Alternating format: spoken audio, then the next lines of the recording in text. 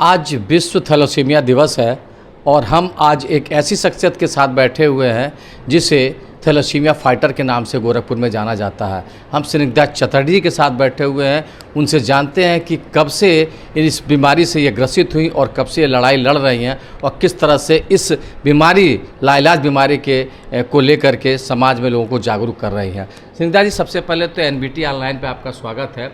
हम जानना चाहते हैं कि किस तरह से आप इस बीमारी से ग्रसित होने के बावजूद आज एक लड़ाई लड़ रही हैं, एक मुहिम चला रही हैं, क्या कहना चाहेंगी? जी, सबसे पहले तो मैं थैंक यू बोलूँगी कि आपने मुझे थैलेसीमिया फाइटर बोला, और मैं सबसे यही बोलूँगी कि थैलेसीमिया योद्धा, सभी बच्चों को थैलेसीमिया योद्धा के रूप में ही देखें और बुलाएं। और हाँ, मेरा क्या है कि मुझे 3 मंथ्स की थी तभी से मुझे थैलेसीमिया है और तभी से मैं लड़ रही हूँ। और बाकी मेरा ये है कि मुझे बच्चों के लिए काम करना है, बच्चों को आगे बढ़ाना है। जो भी यहाँ पे बच्चे जिनको सुविधा जो मुझे मिली है, मेरे पेरेंट्स के सपोर्ट से, मेरे लोगों के सपोर्ट से मुझे मिली है, वो बाकी यहाँ के बच्चों को नहीं मिल पा रही है। तो वो चीज़ हमें सपोर्ट करना है, बाकी बच्चों को आगे बढ़ाना है। इसके लिए मेरी ट्रस्ट फाइट अगेंस्ट थैलेसीमिया काम करेगी। मैं अभी तक छोटे रूप में बच्चों के लिए काम करती आई हूँ, बाकी मैं आगे अपने ट्रस्ट के माध्यम से और आप सभी के सपोर्ट से, आप सभी के मार्गदर्शन से काम करूँगी और बच्चों को आगे बढ़ाऊँगी। आप भी थैलेसीमिया पेशेंट हैं, तो किस तरह से सर्वाइव कर पाती हैं आप? कब आपको पता चला और कब से लेकर के अब तक आप इस तरह से इस बीमारी से जूझ रही हैं? जी हाँ, मैं जब 3 महीने की थी, 1997 की बात है, 3 मंथ्स की थी, तब मुझे ये बीमारी डायग्नोज हुई और उसी के टाइम से तभी से मुझे ब्लड चढ़ता आ रहा है। पहले टाइम ड्यूरेशन 1 मंथ का था, धीरे धीरे वो टाइम ड्यूरेशन कम होते होते अब मुझे 15 दिन पे 2 यूनिट ब्लड चढ़ता है। और अब मैं इसी बीच में मैंने अपना ग्रेजुएशन कंप्लीट किया है। इसी बीमारी के साथ ही मैंने अपना ग्रेजुएशन, पोस्ट ग्रेजुएशन कंप्लीट किया है। और मैं बता दूं कि जब मुझे 2018 की बात है, जब मैं दिल्ली गई थी वहाँ अपना टेस्ट कराने, तो वहाँ पे मुझे डॉक्टर्स ने बोला था कि आपका आयरन बहुत ज़्यादा है, लाइफ थ्रेटनिंग सिचुएशन है आपके लिए।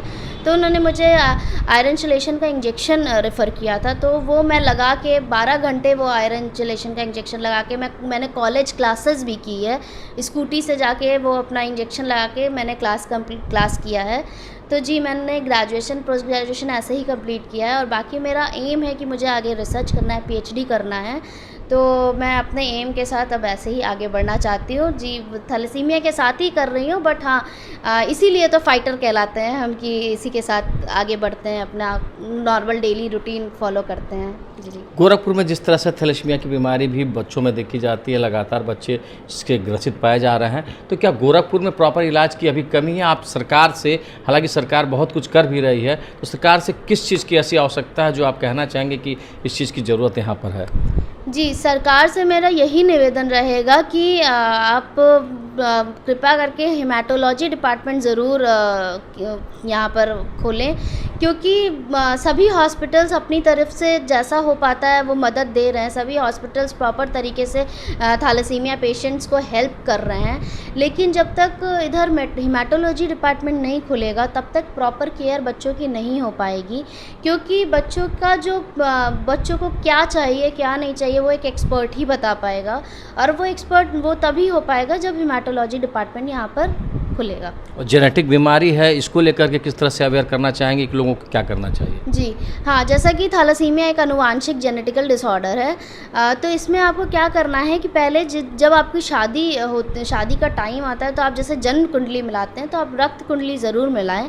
रक्त कुंडली से आपको पता चलेगा कि आप किसी अनुवांशिक बीमारी के कैरियर तो नहीं, किसी जेनेटिक्स डिजीज़ के कैरियर तो नहीं है।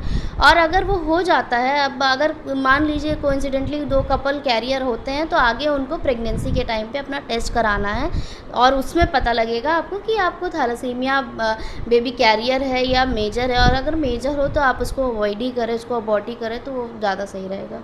एक अंतिम सवाल, वर्तमान सरकार पहले से बेहतर कहीं ना कहीं कुछ कर पाई है इस बीमारी को लेकर के, जिससे आप लोगों को विशेष फ़ायदा मिल रहा हो?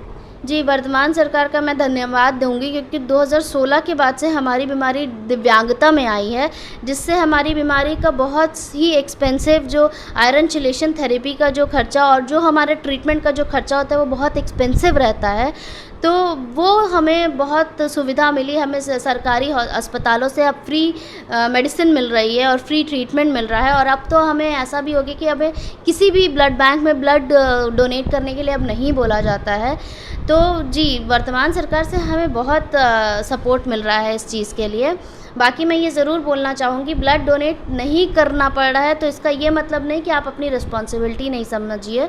ब्लड हमें मिल रहा है तो हमें डोनेट ज़रूर करना चाहिए और डोनेट करवाते रहना चाहिए। जैसे मैं ही अपने जो भी सहपाठी, जो भी यंग लोग हैं, जो भी स्वैच्छिक रक्तदाता है, मैं अपनी तरफ से उन लोग को डोनेट ज़रूर करवाती हूँ उन लोग से। और आपको भी रक्तदान को लेके एक बहुत सी ऐसी मानसिकताएँ हैं कि हमें कमज़ोरी होती है, तो वो चीज़ को अवॉइड करना है, बल्कि आपका बॉडी हेल्दी ही होगा अगर आप ब्लड डोनेट करवाएंगे तो। जी।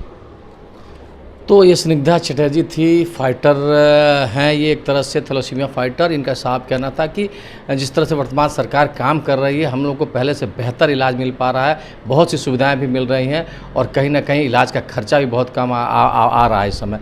तो कुल कहा जाए तो इनका साफ संदेश था कि लोगों को जागरूक होना बहुत ज़रूरी है और जागरूक होकर समाज के लिए, इस ऐसी बीमारी के लिए जिस बीमारी को जेनेटिक है और लाइलाज है, इसके लिए लड़ना होगा, तभी हम फाइटर की तरह लड़ पाएंगे और समाज को भी एक फाइटर बना पाएंगे।